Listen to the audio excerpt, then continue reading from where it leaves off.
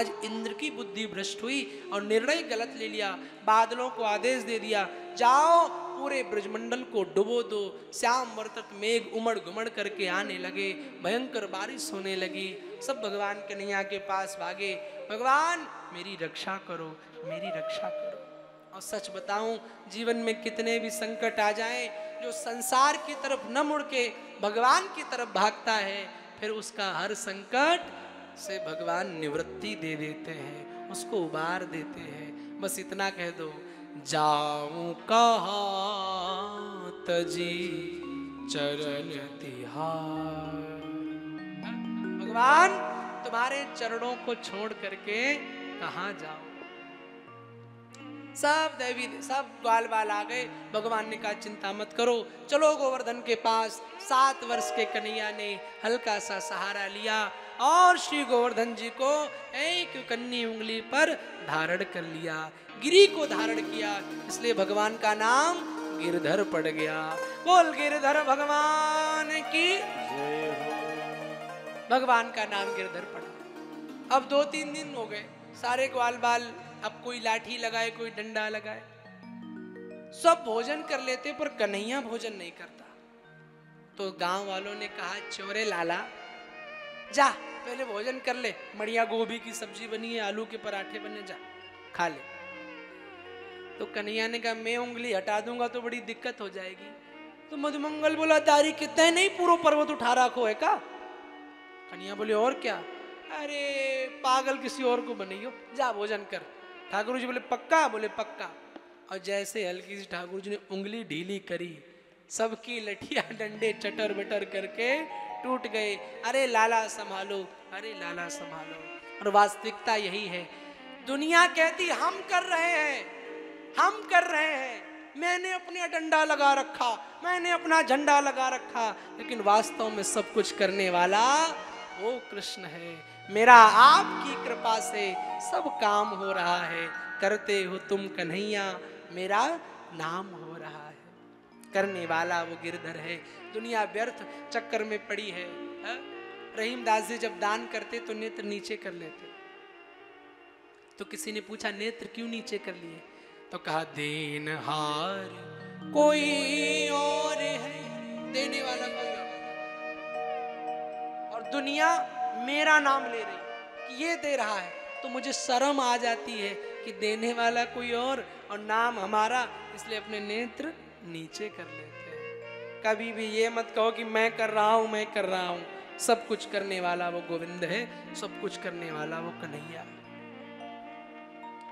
कन्हैया ने गोवर्धन उठाया, सारे लोगों ने अपना डंडा, अपनी लठिया नीचे कर ली। अब सब चिंतित हो गए, कृष्ण तो भगवान है, कन्हैया तो भगवान है। चौथा 5वां दिन हुआ तो राधा रानी कन्हैया के सामने से जा रही थी, कन्हैया के सामने से जा रही थी राधा रानी। तो जब राधा रानी जा रही थी तो यशोदा ने रोक लिया, आए राधा तू ठाकुर जी के सामने मत जाइयो। क्यों?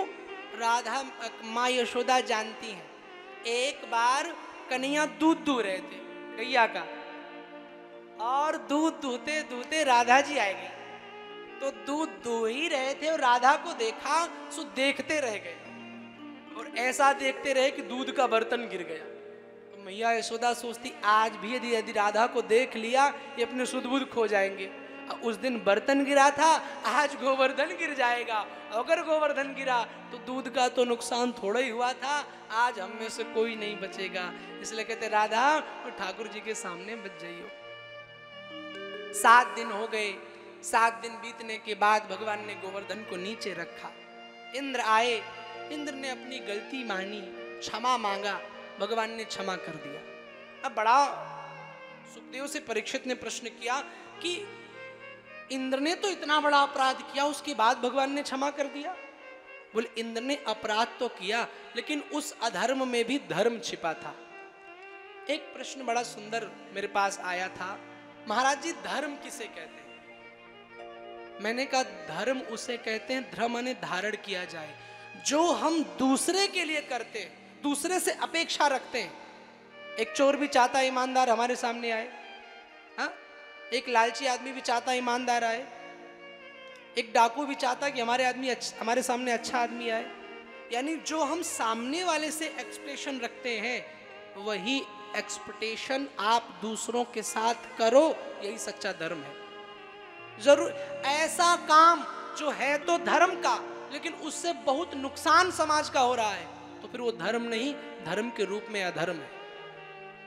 यह बात राम कथा में श्री भरत जी महाराज ने गुरु विश्वामित्र को बताई, वशिष्ठ जी को बताई। वशिष्ठ जी कह रहे हैं कि बेटा भरत गद्दी ग्रहण करो। क्यों? बोले तुम्हारे पिता ने आज्ञा दी है और पिता की आज्ञा का पालन करना, बोलो धर्म है कि अधर्म? धर्म है। अब गद्दी ग्रहण करो।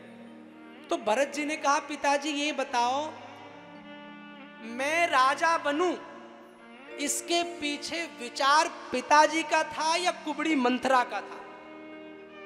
तो कहा बेटा विचार तो मंथरा का ही था। बोले पिताजी चाहते थे? बोले नहीं, मंथरा चाहती थी। तभी कैकेयी को कहा। बोले जब मेरे गद्दी बैठने पर मंथरा का विचार है, पिता का विचार नहीं है, तो उसके पीछे जो धर्म के पीछे मंथरा जुटी हुई है, यानी अधर्म धर्म करवा रहा है, तो वह भी धर्म नहीं है, वह अधर्म है। इसलिए पिताजी ऐसा काम जो है तो धर्म, लेकिन उससे नुकसान हो रहा है तो अधर्म है। कई लोग जानबूझ के धर्म के कार्य ऐसे करते हैं कि बहुतों का नुकसान। यात्राएं करेंगे तो यात्राओं में किसी का कुछ तोड़ दिया, किसी का जुलूस निकाला तो ये फोड़ दिया, वो तोड़ दिया। वो धर्म है ना जी ना, वो अधर्म है मेरी दृष्टि में। जिससे समाज की भलाई हो, समाज का हित हो, वो धर्म है। और इंद्र ने भले ही बारिश की, लेकिन एक धर्म का काम किया कि सारे बिछड़े ब्रजवासियों को एक पास मिला दिया। हाँ, और जो भक्तों को मिलाए वो भक्त ही होता है। अब सारे लोग गोवर्धन जी की परिक्रमा करने लगे। आइए हम लोग भी बड़ी सुंदर परिक्रमा करें। अर्पण करके तन मन धन, चलो रे चलें सब गोवर्धन।